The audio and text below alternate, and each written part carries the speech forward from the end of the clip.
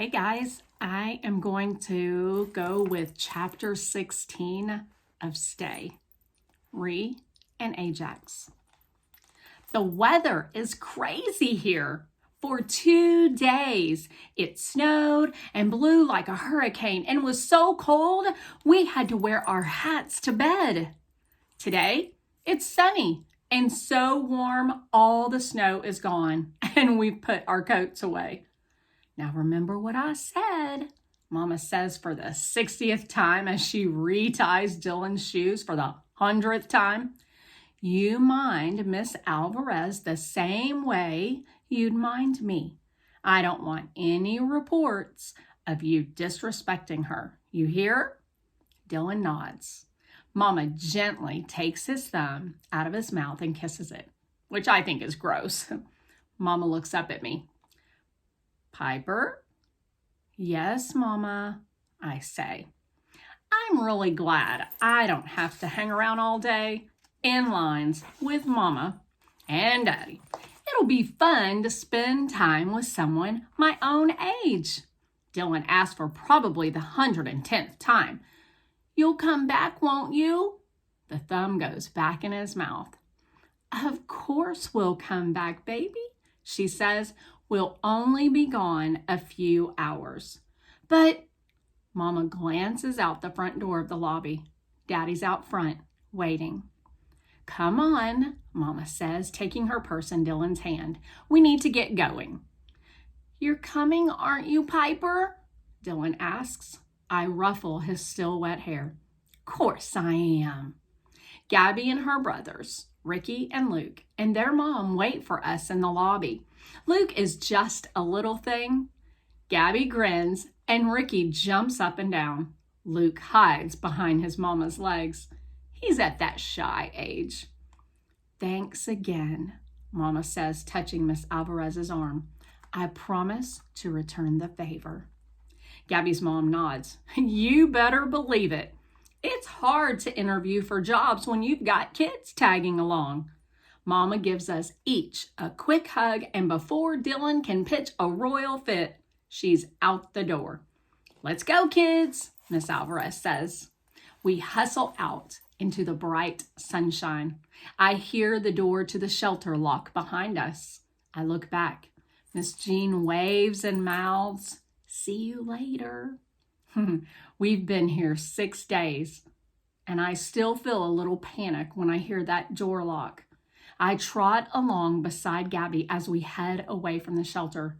I don't get why they make everyone leave all day, I say. Mrs. Alvarez looks back at me and shakes her head. They think if they don't, no one will go out and look for jobs. No one will try to improve their situation, she says, crooking her fingers into quotation marks. We'll just hang around there all day and watch TV, eat bonbons, and paint our toenails. Gabby giggles. We paint our toenails at night. We turn down one street and then another. A man walks past us pushing a shopping cart with a wobbly wheel. The cart is filled with all kinds of stuff.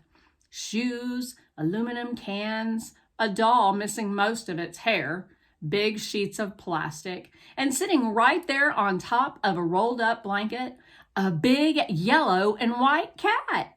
I stop and watch them make their way through the slush on the sidewalk. Dylan skips back to me. Did you see that, Piper? That was a cat riding in that man's shopping cart. That's Jerry and his cat, Lucky, Gabby says. They're nice. Oh, okay. Dylan runs to catch up with Ricky and Luke. We stop at the traffic light, waiting for it to change. I wonder where Baby and the woman are. Then something catches my eye. A tall, skinny man in striped pants and bright yellow shirt is dancing at the corner across the street. He twirls and dips and glides and struts. His eyes are closed, but he has the biggest smile on his face. People flow past him and around him like water. Some people drop coins in a can by his feet. Car horns honk. Some people wave, others yell out things that aren't very nice. I don't think it matters to him which they do. He just keeps dancing. I nudge Gabby and nod toward the dancing man. Who's that? She shrugs. I don't know, but he's almost always at that corner. The light changes. I grab Dylan's hand as we cross the street, heading straight toward the dancing man. Stay by me, I say, pulling him close. I try not to look at the man as we step onto the sidewalk. Mama always says when you're scared, it's best to look confident and like you know where you're going. I hold my head up and try my best to put purpose in my stride. And then it's there, the park. So many trees right in the middle of this big city. Dylan lets go of my hand and races to catch Ricky, who's running toward the swings. Miss Alvarez finds a picnic table close by. She sits down and takes out her phone. Luke sticks to her like a sandburr. She looks at the screen and frowns, and then sighs. I feel Gabby tense up next to me. You girls don't wander off, Miss Alvarez says. I have some phone calls to make. Gabby and I walk over to the swings. Where do you go to school? I ask, pushing off with the toe of my tennis shoe.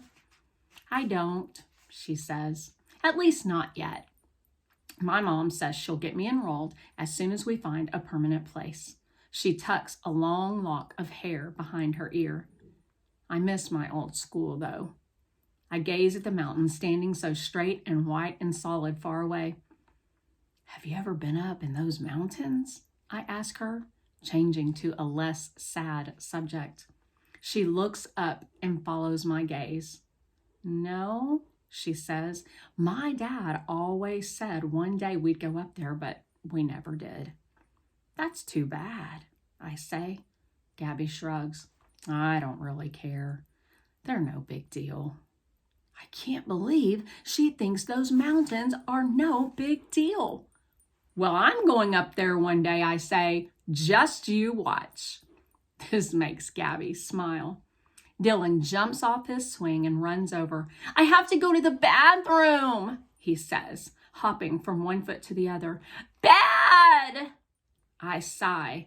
Gabby points to a gray concrete building. They're over there. I take Dylan's hand. Let's go. We trot over to the bathroom, and there, tucked way back in a corner by a garbage can, is a little dog curled up on top of a duffel bag. It's Toto, Dylan whispers with excitement. The dog lays his ears back and wags his stumpy tail. His brown eyes look back onto mine. I know him. My heart breaks into a big smile. It's Baby! At the sound of his name, Baby wiggles all over. That's the woman's dog. The one we've seen at the place where we eat, remember?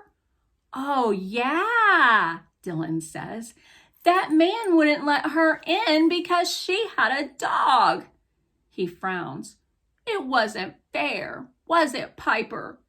Before I can answer, Dylan jumps like a piece of popcorn. I have to pee, he says, and races into the bathroom. I turn back to Baby. Hey, I say and squat down. Hey, you. Slowly, I hold my hand out for him to sniff like Grandpa Bill taught me to do. Let him read your skin first before you pet a dog you don't know, he always said. Your smell will tell him everything he needs to know. The little dog must have liked what he read on my skin because he licks the tips of my fingers. I've always wanted a dog, but we never lived anywhere that allowed them. I reach out and I touch the white patch on the tip of his head. It looks like a little snowflake. I feel something inside me I didn't know was frozen melt. His eyes are just like the color of chocolate. I swear when he looks into my eyes, I think he knows me too. What are you doing? A gravelly voice asks. A woman stands behind me, one hand on her hip, the other resting on the big square head of a very large dog. Her hard eyes squint down at me. I pull my hand back and stand up. I'm just saying hi to this little dog.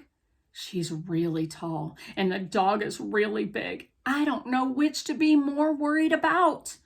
The woman pushes past me and kneels down. Hey, baby, she says in a sweet kind of voice I'd never in a million years expect to hear to come out of her mouth. I brought you some food. She reaches into her coat and pulls out a plastic bag. The little dog whimpers and wags his tail so hard it's just a blur. The woman folds the plastic back in such a way that it makes a bowl. She places the food on top of the duffel bag. I've never seen a dog eat so fast. She hands me an empty yogurt container and nods toward the bathroom. Go fill this up with water for him. Before I can point out that it's a boy's bathroom, she's turned back to the dog. I rinse out the yogurt cup. The toilet flushes. Dylan skips out. I'd forgotten all about Dylan being in there. You can't be in here, he says like he's the king of the world. This is a boy's bathroom. I know that, I say. I'm getting water for the little dog out there. The dog, he squeals with excitement. I grab the back of his shirt before he can bolt out the door. Hey, he yelps. Listen, Dylan, there's a woman out there with her dog, and they're both a little, well, scary. His eyes widen. Really? Really, I say. So I don't want you coming out until I come get you, okay? He frowns and sticks out his bottom lip. I start back out the door and then stop. I mean it, Dylan. For once, he listens to me. I set the cup of water down. The dog laps it up with his pink little tongue. The woman stands off to the side, smoking a cigarette. Her dog lies beside the duffel bag, just watching baby drink. A dog can go a lot longer without food than water, the woman says through a cloud of smoke. I don't know what to say to that, so instead I ask, where's the old lady he's always with? The woman tosses her cigarette to the ground and stubs it out with the toe of her boot. Got really sick the other night, burning up with fever. I called an ambulance and they took her to the hospital. I remember the last time I saw her. I remember the man who turned her away saying, Jewel, you don't sound too good. Jewel, I say. The woman nods. She points to the dog. And that's baby. The dog wags his tail at the sound of his name. I don't know why I do it, but I say, I'm Piper. The woman cracks a smile. Cool name. My name is Ree. And that, she nods toward the big dog, is Ajax. We watch as baby scratches at an old blue blanket on top of the duffel bag and then curls up with a sigh. What about baby? I ask. Who'll take care of him? Ree doesn't ask what I mean, like most adults would. She tosses her long dreadlocks back. We'll all look after him, she says. Jewel will come back for him when she gets out of the hospital. Gabby calls my name. She's waving to me from the swings, motioning me to come back. Her mother looks like she's wanting to leave. I've got to go, I say, more to baby than to Ree. I got to go too, Ree says. Got to fly my sign. She scratches baby under the chin. You stay, she says. I'll be back soon. I stroke baby's head as I watch Ree stride across the park, her dreadlocks swinging back and forth across the pack on her back. Ajax trots along beside her, his tail held high, his hip bumping her leg. The farther away they get, the more they look like one being, one strange animal with 4 legs.